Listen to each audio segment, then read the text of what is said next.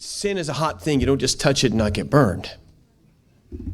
And that God was dealing with David and working on David and trying to bring David back and disciplining him and bringing things into his life. And things were happening to David that were wrong and messed up. And in Psalm 51, he talks about a lot of those things.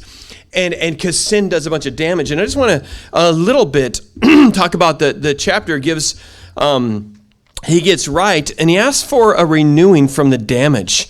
And what does sin do in his life? And I'm just going to give you a list of things. And I couldn't even finish it earlier. I got a lot of things here that sin does in your life. Number one, it brings deceit. In verse 6, behold, thou desirest truth in the inward parts, and in the hidden part thou shalt make me to know wisdom. You know, David hid things. David tried to put things under the rug. David had that deceit where he wouldn't deal with his issue, and where he even deceived Uriah on the front line and being killed. And and that's what sin does. You'll find yourself hiding things. When you don't deal with it, you find yourself sneaking. And you get used to it. Actually, you start living a double life. You start sneaking. I've seen good people do this where they get this area of their life the devil gets, and all of a sudden they got this secret little life and they got this stuff, and they're so used to deceit. You know, one of the things I see commonly when people get this in their life, because a lot of the deceit nowadays goes on the phone. Okay? And so often I just walk by a phone and they just do this. Just going to go.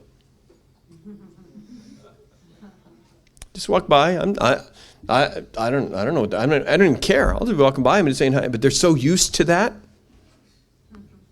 deceitful life. And by the way, eventually you let deceit come in your life, you will lie automatically. And then you'll lie about lying, and you have to tell more lies to cover up your lies.